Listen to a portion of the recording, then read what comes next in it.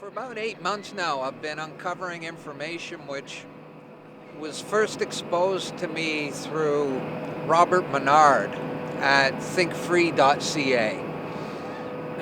That's what piqued my interest. I watched his movies. You can watch them online. Bursting Bubbles of Government Deception is one. I forget them all. Anyways, he puts out good information, but I had some questions about some of it, and I encountered some other people who were researching this issue, and I spend about 5 hours every Thursday night with this group of individuals, and we're all researching this information and compiling our knowledge together and sharing what we discover, and we've realized that this information has to get out and that we have to share it with people. And it's difficult to digest and process because it conflicts with everything that we've been taught and everything that we've learned through our lives so far. And sometimes I feel like the top of my head is just blowing wide open, but I'm processing and digesting the information as best I can. I think first I should start with words. As a lot of people may have discovered, we've been lied to about everything. And words are important. The words we use are important. And a good thing to have is a Black's Law dictionary. It's about this thick. This is the dictionary that the lawyers use, and it has legal definitions of words in it. And when you use it to look up words, you find out really interesting stuff.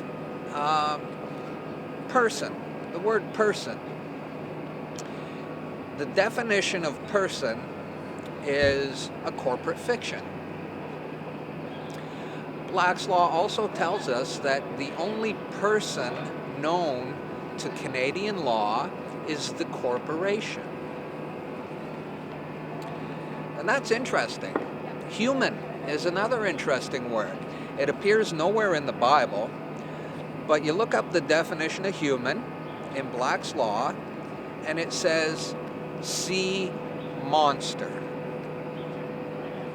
And so you flip to monster, and you look up the definition for monster, and it says one that cannot own or inherit property. Now, all governments have human resource departments, and all corporations have human resource departments. Isn't that interesting? Job is another interesting definition. Job is defined as public business for private dishonest gain is the definition of job. And then we look at employ, the root word of employment, right? Well, employ is two words basically, E-M, which means for. Employ is deceit. So employ is for deceit. Employment, it's for deceit. And job is official, that's it. Job is official public business for private dishonest gain. Now, where are we going with all these definitions? Because they sound kind of bad to me. Those words, now that I know what they really mean, those words don't sound good. They sound bad to me. Well, we know that to get a job, you need a SIN. You need a social insurance number, or you can't get a job. You can't be employed. Well, now that I know what a job means, and now that I know what employ means, I don't really know if I want either of those things. But I've been spending some time on this journey acquiring documents, legal documents, from the Registrar General. Registrar General, doesn't that sound like military? That doesn't sound too good to me. To understand what's gone on with the social insurance, Woodrow Wilson, as you may know, for any of you who have done any research into the Federal Reserve, the central bankers, and the fiat currency system that we've been enslaved into, you'll know that Woodrow Wilson is the president who signed into law the Federal Reserve Act. And you may already know that the Federal Reserve is a private corporation. It's not federal. It has no reserves. It's a private corporation owned by offshore bankers. It's an offshore company that prints paper out of thin air. And that paper represents debt. It doesn't represent wealth, but we use it as a medium of exchange.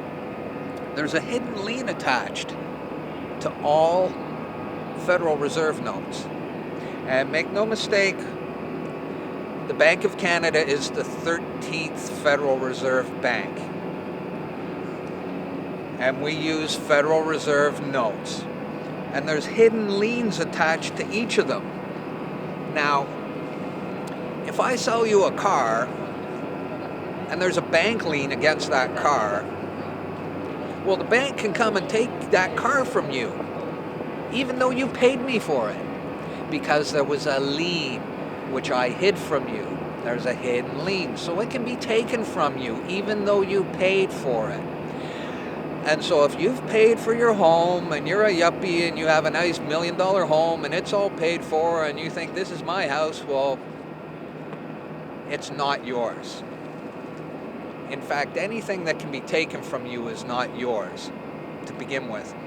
And if you refuse to pay property tax that someone claims you owe them, and as a result they can come and take your property away from you, it wasn't yours to begin with, was it?